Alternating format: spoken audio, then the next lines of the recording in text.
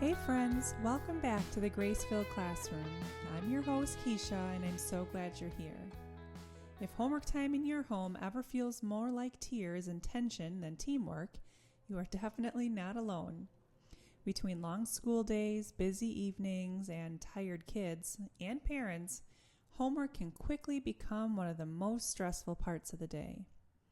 Last week in episode 8, we talked all about what to do when kids lose focus and how to bring them back using multimodal learning strategies.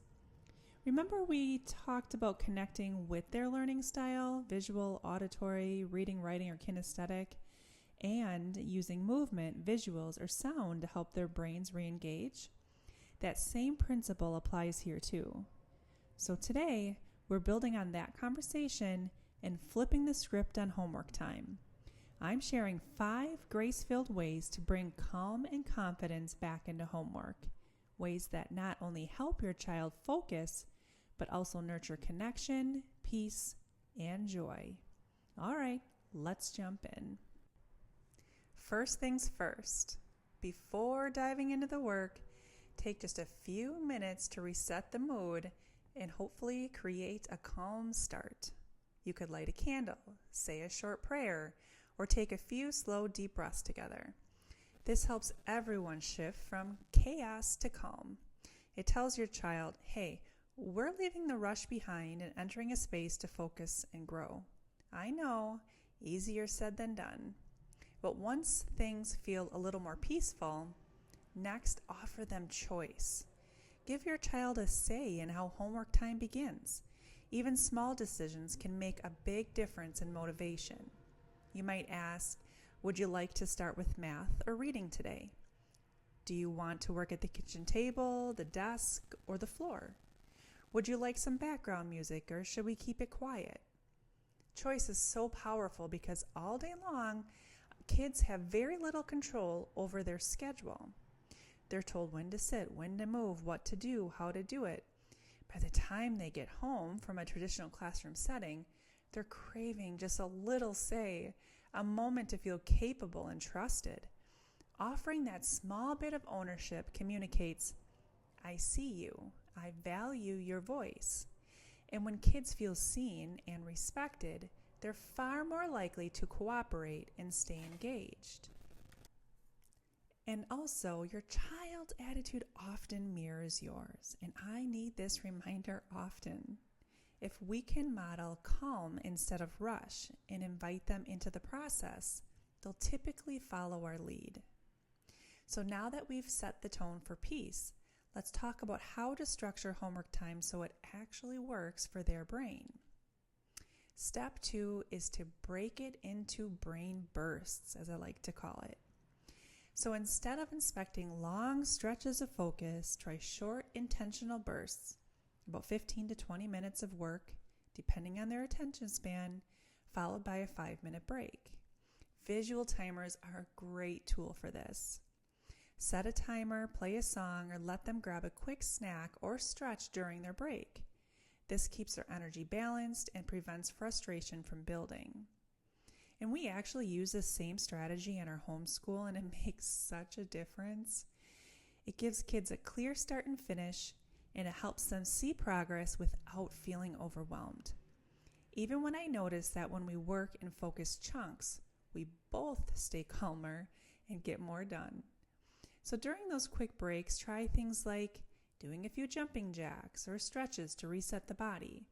Take a quick walk to grab water, check the mailbox, turning on a favorite song for a one-song dance break, or switching to something sensory like a fidget, doodle pad, or a mini Lego build.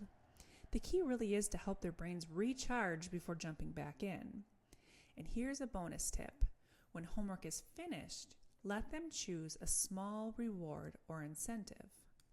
Now, it doesn't have to be big. Maybe it's just a favorite snack, a special game, extra time outside, or even a one-on-one chat time with you, whatever is going to work and motivate them.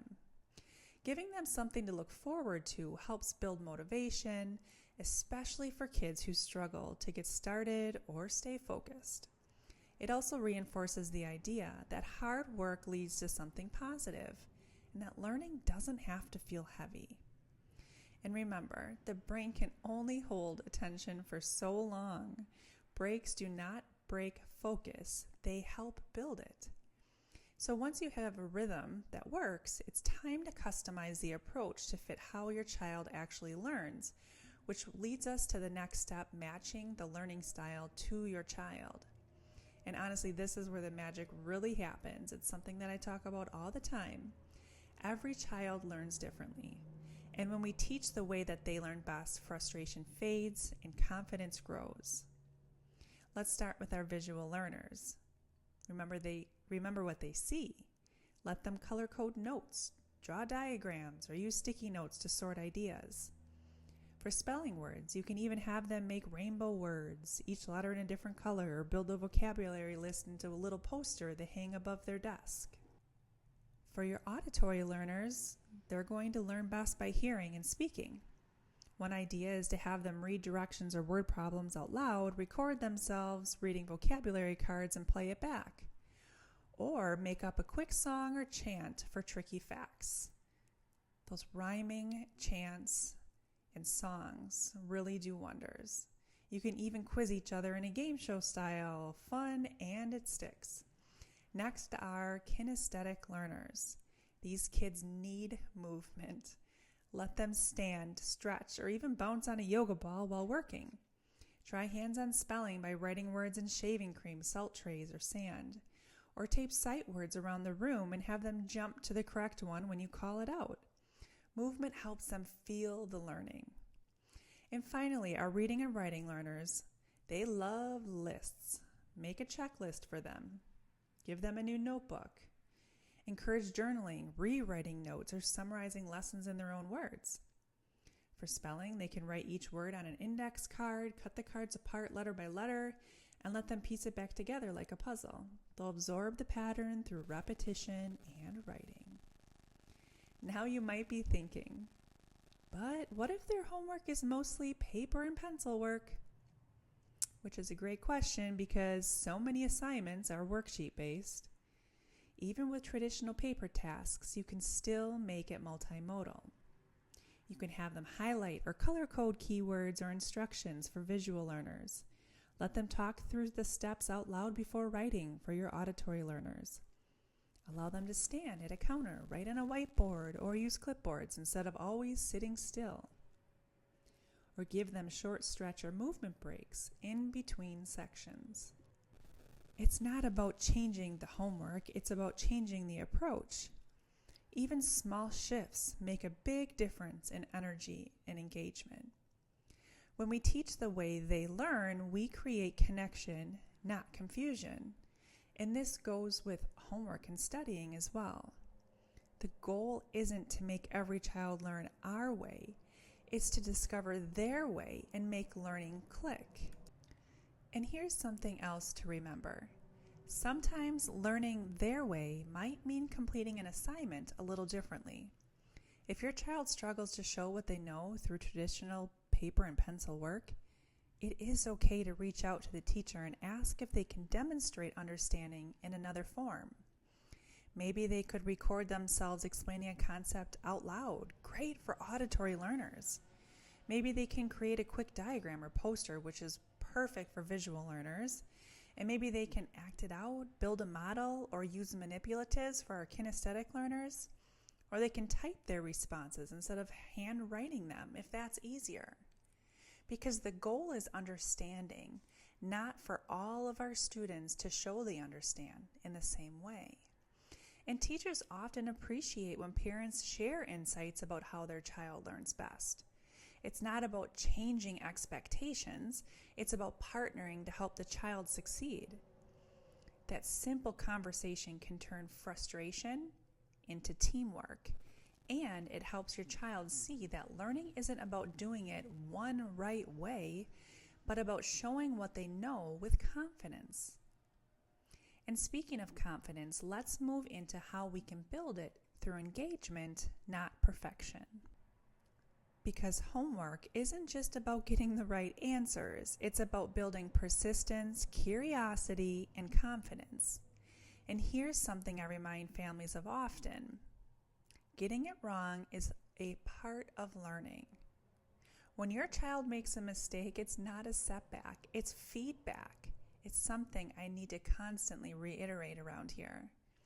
So when they sigh or get frustrated, try saying, "You got it wrong? That's great. It means you're learning," especially for our perfectionist kids. This is such an important mindset shift. They need to hear that trying, experimenting, and even failing are all part of how their brains grow. Then reinforce that progress with encouragement like, "I love how you kept trying even when that was hard," or "You figured that out step by step. Great job sticking with it." These words build resilience and confidence, and they teach kids that learning isn't about being flawless. It's about being faithful to the process. Our words shape how our children see themselves as learners. When we value effort over perfection, we create an environment where kids feel safe to take risks and grow. And speaking of growth, let's wrap up by ending homework time on a note of peace and gratitude. When the work is done, try not to rush to the next thing. I know, easier said than done, but take a moment to connect. Ask questions like, "What's one thing you learned today?" or "What's one thing that made you smile?" And then end with a short prayer together, something like, "Thank you, Lord, for giving us minds to learn and hearts to grow." Because the goal isn't perfect homework, it really is a peaceful heart.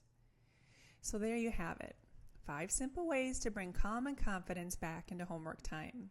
Create a calm start, work in short brain bursts, match their learning style, celebrate effort, and always end with gratitude. And remember, grace changes everything. When we slow down, see our kids as whole learners, and meet them where they are, learning really does become joyful again.